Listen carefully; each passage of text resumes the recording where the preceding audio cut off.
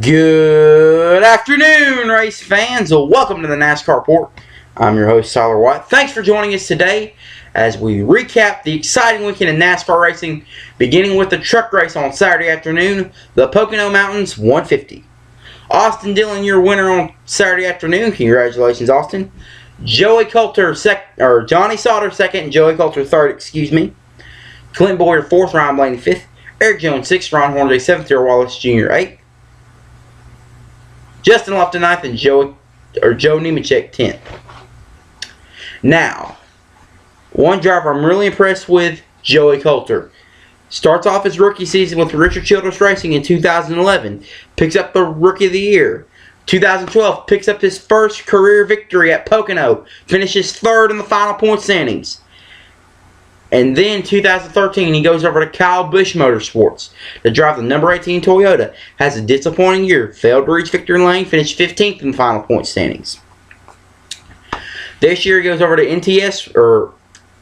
GMS Racing, excuse me. Driving the number 21 Toyota. Has several top 5s, several top 10s. My bold prediction is he will get another win this year. Looking at the Camping World Truck Series point standings, Ryan Blaney the points leader, Johnny Sauter second, Matt Crafton third, Ron Hornaday fourth, Darrell Wallace Jr. fifth, Herman Quiroga sixth, Ben Kennedy seventh, Timothy Peters eighth, Joe Coulter ninth, and Jeb Burton 10th.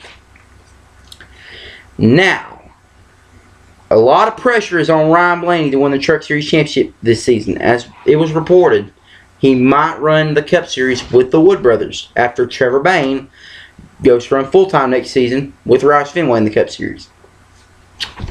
My bold prediction is Ryan Blaney will win some races this year and win the Truck Series Championship. That's my bold prediction. And I believe that the Cup Series schedule with the Wood Brothers will only be part-time, and my bold prediction is he'll run full-time in the Nationwide Series with Team Penske, and I believe the driver that will replace Ryan Blaney in the Truck Series will be Justin Lofton. As we all know, he picked up his first career victory at Charlotte in the Camping World Truck Series in 2012. Finished 8th in the final point standings. A solid year. Then it was announced he was only going to run part-time and run full-time in the Pro Super Stadium Truck Series with former NASCAR driver Robbie Gordon. This year he also ran some part-time races and has ran very well. Lots of top 5s and top 10s, and won the pole for the race at Texas and finished second in that race. And I believe that will be definitely a good combination for Brad Keselowski Racing to have Justin Lofton as their driver. That's my bold prediction. And a look now at the nationwide race on Saturday night. The U.S. Cellular 250 from Iowa. Brad Keselowski picks up his third nationwide win this season. Congratulations, Brad. Michael McDowell second. Trevor Bayne third. Sam Hornish fourth. Ty Dillon fifth. Regan Smith sixth. Brian Scott seventh. Chase Elliott eighth. Dylan Kwasniewski 9th, and Elliott Sadler 10th.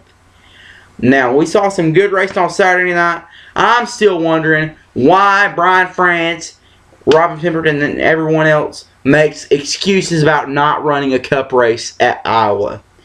After we saw that exciting finish in 2011 when Ricky Stenhouse and Carl Edwards wrecked at the finish line and Ricky Stenhouse won, I asked myself, when will we see a Cup race at Iowa? And at first, they announced no plans of having a Cup race at Iowa. I thought, well, maybe it'll take a little bit. But maybe they'll put it on the 2013 or 2014 schedule. Then, late 2013, NASCAR buys Iowa Speedway. Steve O'Donnell, the Vice President of Competition, said, we have no plans at running the Cup race at Iowa. Then, in July at Daytona, Brian France says, oh, well, the schedule is too full with the IndyCar, the Truck Series, and the Nationwide Series. Bullcrap. They're making excuses about not running the Cup race at Iowa. And they still ponder why this year's summer race at Dover was the lowest attended Cup race. Let me tell you why. We don't see much action at Dover anymore. So I believe it's way past time for NASCAR to only have one race at Dover and put Iowa on the schedule. That's my opinion. A look now at the nationwide point standings. Chase Elliott, the points leader. Regan Smith, second. Elliott Sadler, third. Ty Dillon, fourth. Trevor Bay 5th, Brian Scott 6th, Chris Buescher 7th, Brendan Gaughan 8th, Ryan Reed 9th, and James Buescher 10th. Now this is where the points will shake up. Got a road course at Watkins Glen on Saturday. Next week, another road course, Mid-Ohio. Then it's a Friday night short track racing at Bristol. These 3 races could very well shake up the points. So I bet you it's going to be hard to sleep for Chase Elliott, Regan Smith, and Elliott Sadler. The top 3 in points have ran very well this season. But just one bad race, the next 3 races, will take these drivers out of the championship hunt. So I think they're having their fingers crossed, and they better be on their toes this weekend, next weekend, and the week after that if they want to win this Nationwide Series championship. And a look at the GoBowling.com 400 on Sunday for the NASCAR Sprint Cup Series. Dale Earnhardt Jr. sweeps both races at Pocono for his 3rd win of the season. Congratulations, Dale. The last driver to sweep at Pocono was Denny Hamlin back in 2006. Kevin Harvick 2nd, Joey Logano 3rd, Clint Bowyer 4th, Greg Biffle 5th, Jeff Gordon, who had a monumental day by becoming the first driver to ever lead a combined total of 1,000 laps at Pocono, and also led a combined total of 24,000 laps in his career, had to settle for 6th. Jamie McMurray 7th, Ryan Newman 8th, Denny Hamlin 9th, and Casey Kane 10th. Now, every time we seem to put a top story on Dale Earnhardt Jr., he's been able to pull away and win.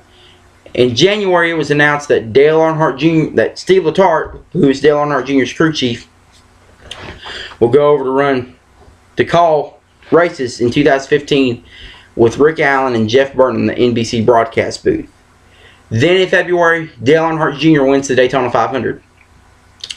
Earlier this week, it was announced that Greg Ives would be Dale Earnhardt Jr.'s full-time crew chief in 2015 and would be leaving as Chase Elliott's crew chief in the Nationwide Series. But Dale Earnhardt Jr. backs that up by winning at Pocono. So basically, Dale Earnhardt Jr. has proven to us that we can talk about 2015 all we want to, but they're focused on 2014.